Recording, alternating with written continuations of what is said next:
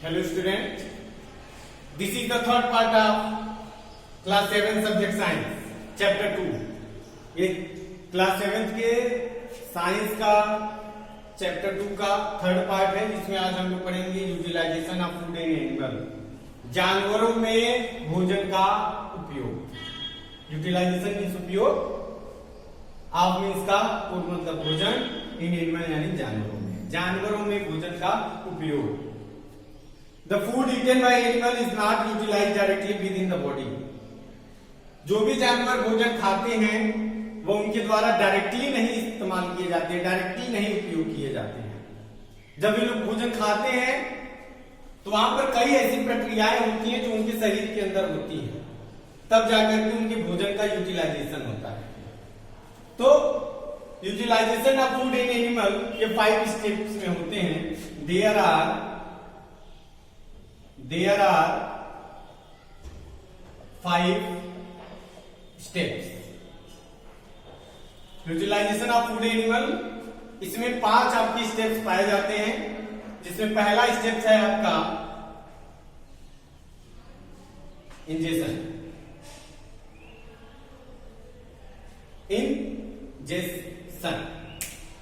Injection का means होता है intake of food, intake of food, eating और गल्पिंग ऑफ फूड, यानी जो भी भोजन हम लोग मुंह में लेते हैं उसे चबाते हैं और खाते हैं, निगलते हैं, यानी इनटेक ऑफ फूड,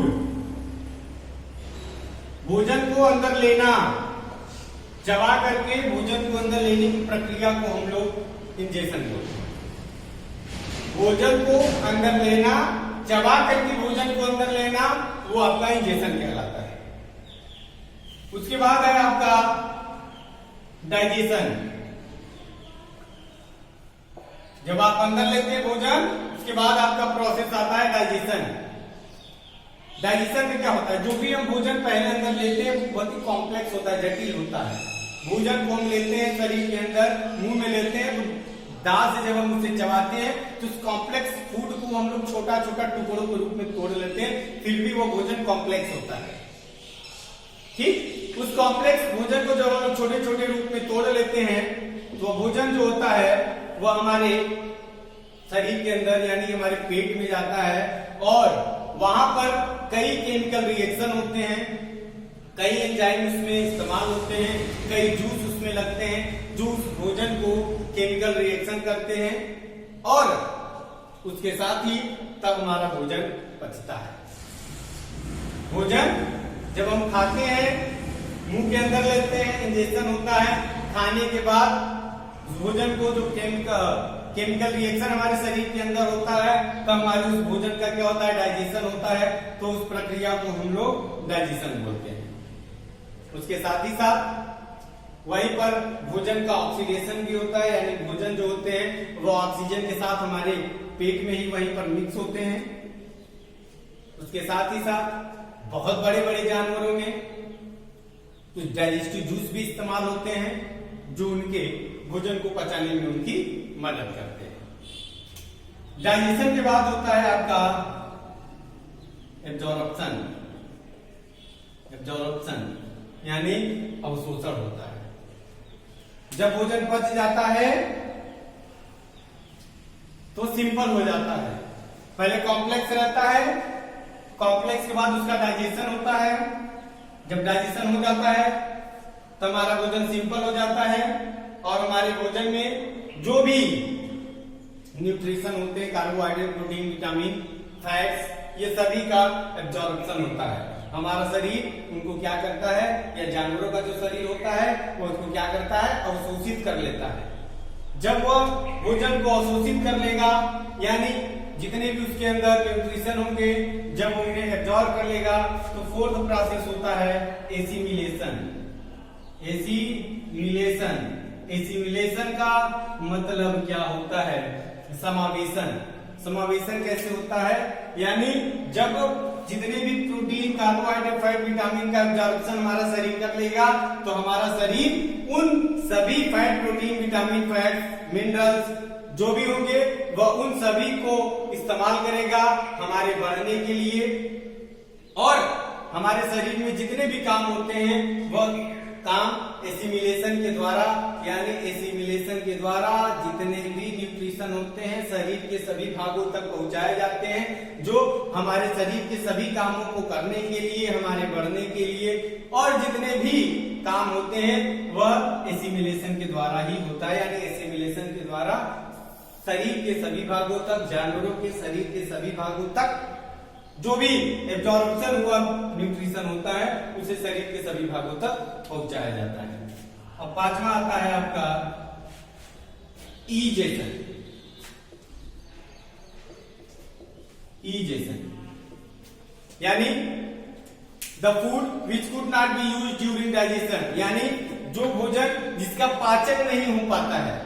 कुछ ऐसे भी भोजन होते हैं जो हमारे शरीर में जिसका पाचन नहीं हो पाता है, उसका एसिमिलेशन नहीं हो पाता है, वो हमारे शरीर में वेस्ट प्रोडक्ट हो जाते हैं। तो उस वेस्ट प्रोडक्ट को, अनडाइजेस्टेड फूड को हमारा बॉडी जो है वह इजेशन के द्वारा हमारे शरीर के बाहर निकालने में, टॉयलेट में जो भी चीज हम करते हैं आप समझ रहे होंगे, वह इजेशन के माध्यम से हम उसे अपने एनस के माध्यम से उसे शरीर के बाहर निकाल देते हैं। तो आइए एक बार इस पूरी प्रक्रिया को, utilisation of food in animal, जो इसमें 5 स्टेप्स हैं, पूरी प्रक्रिया को एक बार हम और आपको समझा देते हैं ताकि आपका जो भी डाउट है वो क्लियर हो जाए। देखिए इसमें 5 स्टेप्स होते हैं। पहला है आपका इजेशन, यानी भोजन को अंदर लेना। जब हम भोजन को मुंह में लेते हैं, उसको चबाते हैं, उसको निगलते हैं, यह पूरी प्रक्रिया आपकी इजेशन के अंतर्गत आती है। उसके बाद आता है डाइजेशन। जो भोजन हम चबाए हुए हैं, छोटे छोटे रूप में किए हैं, फिर भी वह कॉम्प्लेक्स होता है, जटिल होता है, वह हमारे शरीर के अंदर जाता है, हमारे पेट में जाता है, और हमारे पेट में जाने के बाद वहां पर कई डाइजेस्टिव जूस मिलते हैं, कई एंजाइम होते हैं जो केमिकल रिएक्शन करते हैं, वहीं पर हमारे भोजन का ऑक्सीडेशन होता है और हमारा भोजन वहीं पर पचता है। जब हमारा भोजन पच जाता है तो सिंपल हो जाता है।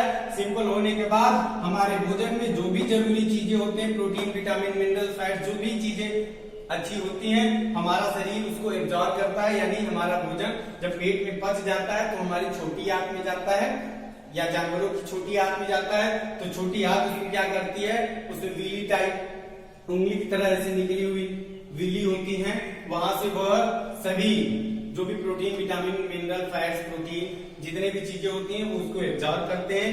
एब्जॉर्ब करने के बाद जो एब्जॉर्ब करते हैं उस प्रक्रिया को एब्जॉर्प्शन बोलते हैं। उसके बाद वो शरीर के सभी भागों तक पहुंचाया जाता है, बांटा जाता है शरीर के द्वारा, उसे हम लोग एसिमिलेशन बोलते हैं। और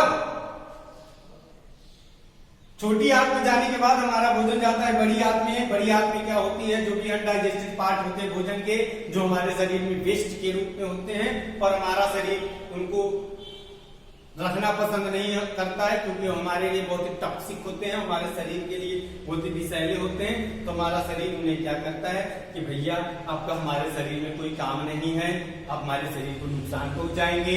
तो क्या करता है हमारा शरीर इजेशन के माध्यम से उसे हमारे शरीर के बाहर निकाल देता है। तो इस पूरी प्रक्रिया को हम लोग utilisation of food in animal बोलते हैं। ठीक, आइए अब हम लोग पढ़ते हैं अमीबा के बारे में। यूनिसेलुलर यानी अमीबा एक कोशिकीय जानवर, इसके बारे में हम यहाँ पर हम लोग पढ़ेंगे।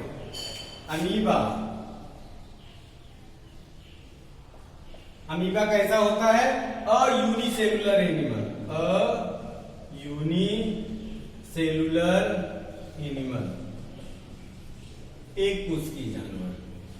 अमीबा एक कोशिकीय जानवर। Amoeba is one called animal. Amoeba जिससे हम लोग जानवरों के रूप में इसकी गिनती करते हैं। अमीबा एक प्रकार का जानवर होता है। It is the most simple animal in structure, और यह संरचना में बहुत ही साधारण जानवर होता है। अगर हम इसकी संरचना को देखेंगे तो बहुत ही साधारण जानवर होता है, इसका कोई भी फिक्स शेप नहीं होता है। यह एक सिंपल एनिमल होता है, साधारण जानवर होता है, और नो फिक्स्ड शेप, और इसका शेप निश्चित नहीं होता है कि इसकी आकृति ऐसी ही होगी, इसका शेप फिक्स्ड नहीं होता है। It is a mass of plasmodium, a living substance with a nucleus and some vacuoles. इसके अंदर, अमीबा के अंदर, अमीबा के शरीर में प्लाज्मोडियम पाया जाता है जो एक सजीव पदार्थ होता है। इसके साथ ही साथ इसमें न्यूक्लियस पाए जाते हैं, नाभिक पाए जाते हैं और कुछ इसमें वोक्यूल्स भी पाए जाते हैं। Vacuoles are spaces filled with water. इसके अंदर जो वोक्यूल्स पाए जाते हैं उस वोक्यूल्स में आपके पानी भरे होते हैं। सॉल्यूशन ऑफ फूड, जो कि भोजन का क्या होता है, सॉल्यूशन होता है। In amoeba all the life activity are perform within unicellular body.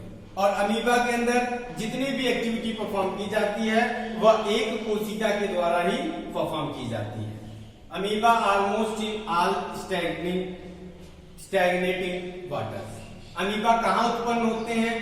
Amoeba जहां पर भी स्टैग्नेट वाटर यानी रुका हुआ पानी होता है, जहां पर भी पानी रुका हुआ होता है वहीं पर आपको अमीबा पाए जाते हैं।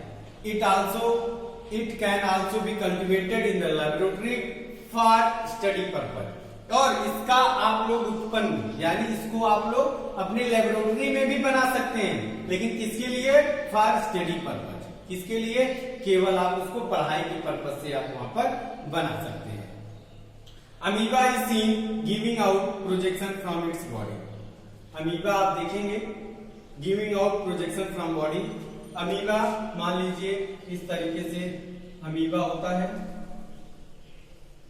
ठीक। तो अमीबा यहां से इसका प्रोजेक्शन इस तरीके से निकला हुआ रहता है। एक तरफ से इसका प्रोजेक्शन निकला हुआ रहता है। दिस प्रोजेक्शन में राइज एंड सबसाइड। इस प्रोटेक्ट जो यहाँ पर इसका प्रोजेक्शन निकला हुआ होता है, इस प्रोजेक्शन को बढ़ा भी सकता है और आगे जाकर के ये लोग मिल भी जाते हैं। इसके जो साइड है ये आगे जाकर के ऐसे और इसका ये साइड जाकर के ऐसे आपस में मिल जाते हैं, ठीक। तो इसमें जो प्रोजेक्शन निकले हुए होते हैं यह अपने आप को बढ़ा भी सकते हैं, ठीक।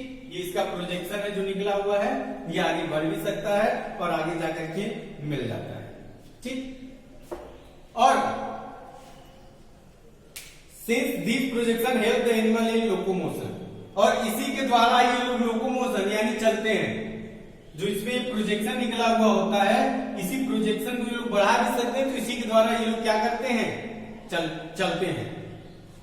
और इसको अगर एक हम देखें जो इसका ये प्रोजेक्शन यहां निकला हुआ है, इसको हम लोग स्यूडोपोडिया भी बोलते हैं। इसको हम लोग क्या बोलते हैं? स्यूडोपोडिया। जब कोई भी जानवर आता है, सूक्ष्म जीव आते हैं, ठीक है, तो प्लाज्मोडियम ये जो स्यूडोपोडिया होता है, जैसे ही कोई जानवर यहाँ इसके संपर्क में आया तो ये आगे जाकर के दोनों आपस में मिल जाते हैं और उस जानवर को अपने अंदर ले लेते हैं। उसके बाद अमीबा जो होता है वो डाइजेस्टिव जूस इनके ऊपर छोड़ता है, धीरे धीरे इनको सिंपल फॉर्म में करता है और यहीं से इसके पास जितना न्यूट्रिशन होता है उस न्यूट्रिशन को वह ले लेता है। तो इस तरीके से अमीबा जो है वो अपना न्यूट्रिशन लेता है। अमीबा कैसे लेता है? उसके बाहर जो निकले हुए स्यूडोपोडिया होते हैं, स्यूडोपोडिया से बाहर निकले होते हैं जो इनको चलने में भी मदद करते हैं।